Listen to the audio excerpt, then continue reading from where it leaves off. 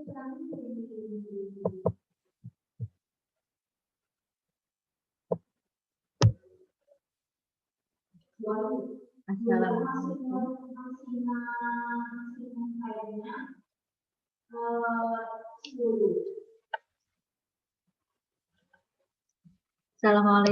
warahmatullahi wabarakatuh.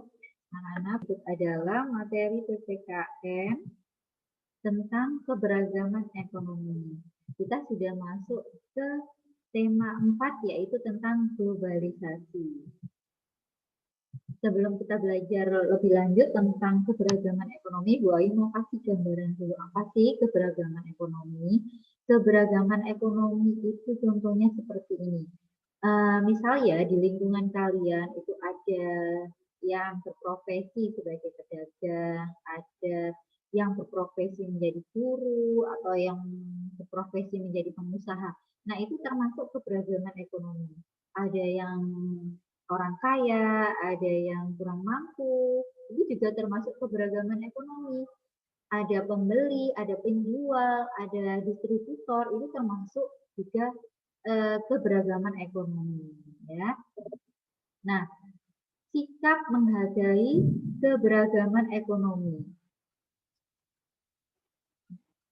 Berbagai macam kegiatan ekonomi tadi, kita harus saling menghargai. Tidak boleh saling mengolok atau, oh ini hanya pedagang, gini-gini, tidak boleh, ya. Kita harus saling menghargai. Nah, sebelum lebih lanjut membahas tentang keberagaman ekonomi, Bu Ayu mau sampaikan dulu bahwa kebutuhan hidup kita itu bisa dibedakan menjadi 3 macam. Ada kebutuhan primer. Apa itu kebutuhan primer? Kebutuhan primer itu adalah kebutuhan yang harus dipenuhi agar seseorang manusia dapat hidup. Kebutuhan ini adalah kebutuhan alamiah yang jika tidak dipenuhi dapat mengganggu kehidupan manusia.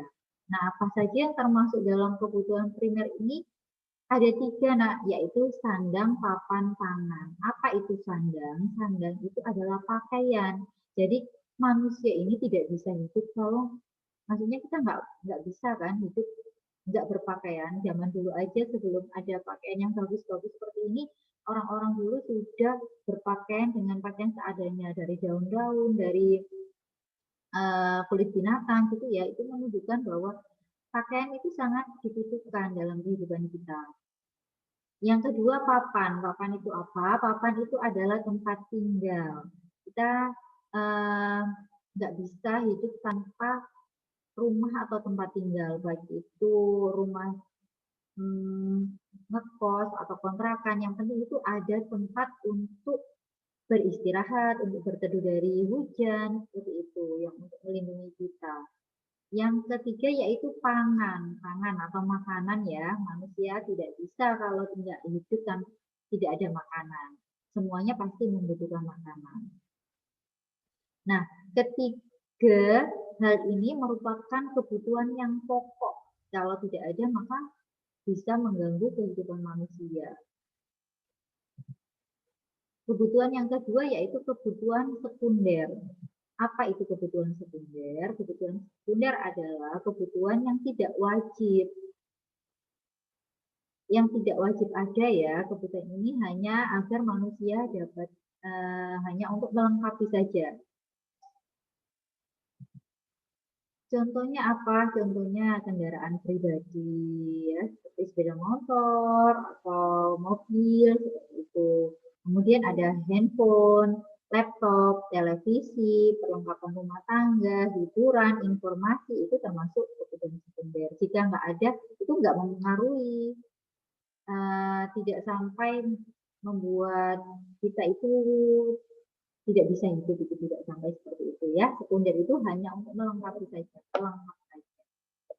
Nah, selain primer sekunder, ada lagi yang namanya tersier. Tersier ini adalah kebutuhan yang harus yang dipenuhi terakhir setelah primer dan sekunder. Kebutuhan ini bertujuan untuk memuaskan diri saja dan bernuansa kemewahan. Umumnya kebutuhan tersier ini sebagai alat untuk meningkatkan status sosial di masyarakat. Hanya untuk apa ya, supaya bisa dilihat oleh masyarakat gitu aja. Apa saja yang termasuk tersier? Tersier ini tentunya kendaraan mewah ya. Kalau yang apa bedanya sama sekunder tadi Bu? Kan ada kendaraan juga, maksudnya ada mobil, ada sepeda. Kalau yang tersier ini lebih ke berlebihan, misalnya kendaraan yang mewah sekali, kemudian perhiasan, pakaian branded, rumah yang mewah, terus liburan ke luar negeri seperti itu yang sifatnya itu apa ya hanya untuk supaya dilihat oleh orang lain itu dia mampu seperti itu tersier ya. Ini nggak harus ada, ini boleh dipenuhi setelah kebutuhan primer dan sekundernya sudah terpenuhi.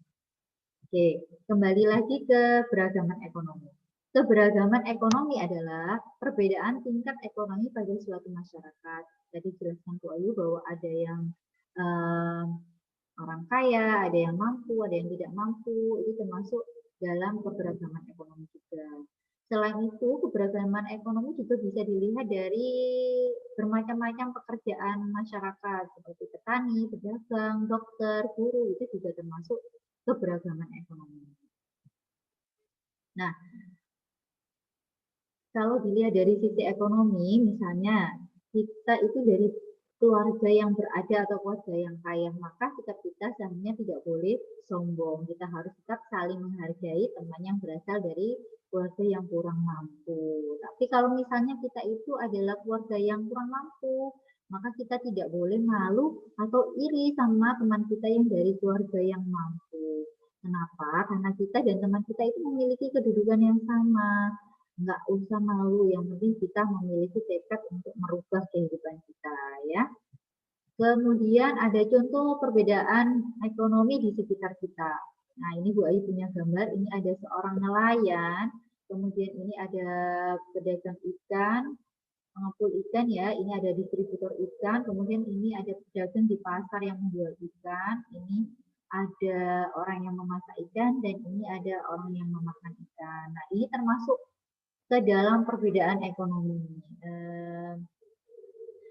Dan ini saling terkait. Nah, kita nelayan misalnya ya, ini Bapak nelayan, ini pasti membutuhkan pengepul ikan. Kalau nggak ada tukang pengepul ikan, maka nelayannya nanti ikannya mubazir ya. Kalau mau dimakan sendiri itu pasti kelebihan. Jadi butuh orang lain untuk menampung ikan-ikannya. Nah, Bapak pengepul ikan juga gitu, pasti membutuhkan nelayan untuk orang yang mencari ikannya. Kalau nggak ada nelayan, ya nggak ada ikan yang ditangkap. Nah, Bapak pengepul ini kalau hanya dijual di sekitar sini pasti juga akan berlebihan ikannya. Butuh orang yang bisa mengantarkan atau mengantar ke tempat-tempat lain seperti pasar atau tempat lain toko-toko yang menjual ikan seperti itu.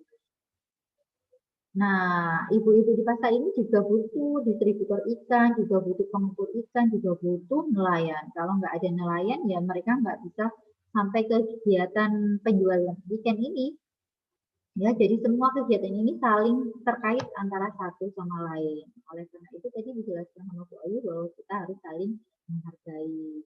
Sampai menghina nelayan, nanti kalau nelayannya nggak mencari ikan lagi, bingung. Terus kita makan ikan dari mana kalau nggak dari para nelayan itu yang mencari ikan, ya. Oke. Perbedaan ekonomi dan manfaatnya, itu tadi sudah disinggung sama Bu Ayu tentang nelayan. Nah, ini ada beberapa contoh lagi. Jadi ya nelayan, manfaatnya kita bisa makan ikan. Kemudian ada contoh lagi pedagang buah. Pedagang buah manfaatnya apa Bu? Ya, manfaatnya kita bisa makan buah-buahan tanpa susah-susah mencari pohonnya, tanpa susah-susah menanamnya, ya kan kita bisa langsung menikmatinya. Contoh lagi ada guru. Apa manfaatnya ada guru yang mengajari kita yang dari tidak bisa menjadi bisa.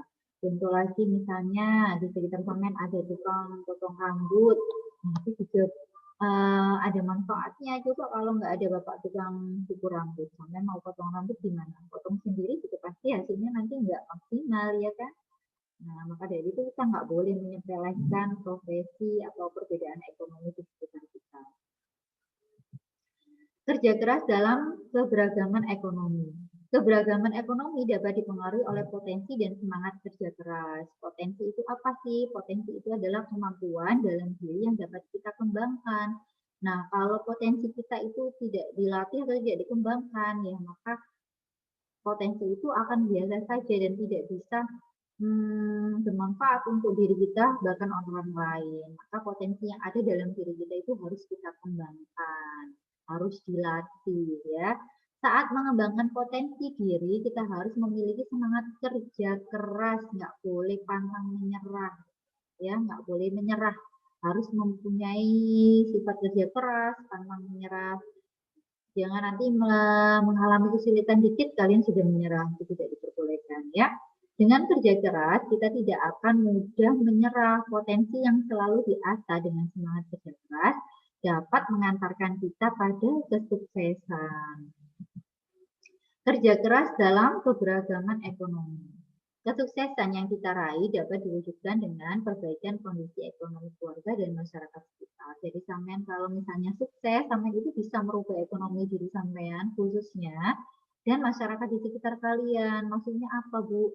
Kalau misalnya sampean itu mengasah potensi sampean dengan baik, sampean misalnya punya bakat untuk menggambar, sampean tuangkan ke batik misalnya, sampean memiliki usaha batik.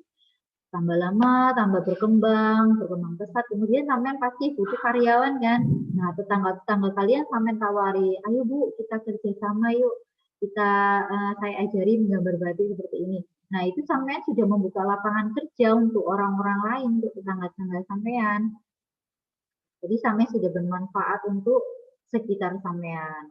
Kemudian berusaha meningkatkan ekonomi sekitar merupakan salah satu contoh wujud sikap cinta tanah air. Kenapa bisa seperti itu? Karena kalau sampean meningkatkan ekonomi masyarakat di sekitar sampean, itu juga merupakan wujud untuk memperkuat ekonomi negara. Kalau negaranya kuat, maka perekonomian negaranya kuat, maka negaranya juga kuat. Cinta tanah air merupakan kewajiban setiap warga negara Indonesia. Wajib ya, termasuk sampean. Nah, salah satu contoh cinta tanah air itu dengan bagaimana? Yaitu dengan menggunakan produk dalam negeri. Apa manfaatnya mencintai produk dalam negeri? Tentunya banyak manfaatnya, yaitu mengurangi pengangguran. Kalau sampean cinta produk dalam negeri, menggunakan produk-produk dalam negeri, maka pabrik-pabrik atau perusahaan-perusahaan di dalam negeri kita juga pasti akan maju, akan membutuhkan banyak karyawan. Tapi kalau sebaliknya sampean nggak menggunakan, banyak orang yang nggak menggunakan produk dalam negeri, ya bisa-bisa perusahaan dalam negeri kita banyak yang mengurangi karyawan. Akhirnya apa? Banyak terjadi pengangguran. Yang kedua, manfaatnya memajukan industri dalam negeri. Yang ketiga, menciptakan lapangan kerja seperti contoh yang di awal tadi. Kemudian memperkukuh ekonomi bangsa. Oke, kita lanjutkan.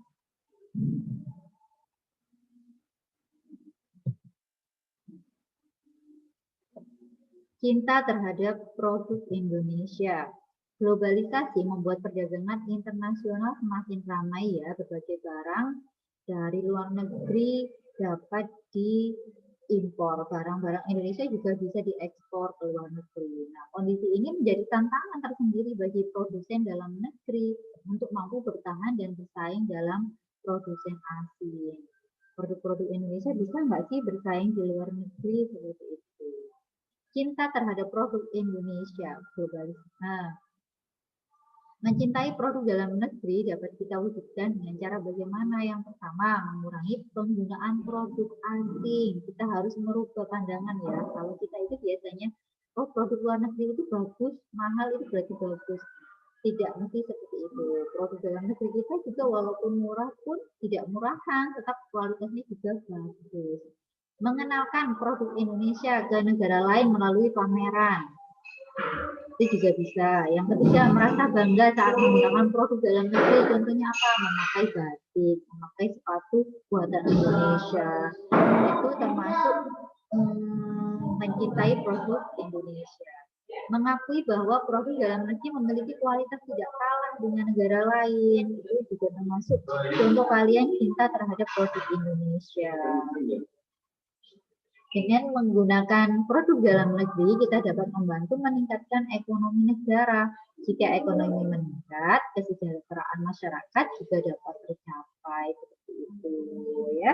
Itu garis besarnya tentang gambaran kita tentang PPKM bab globalisasi ini, yaitu tentang keberagaman ekonomi.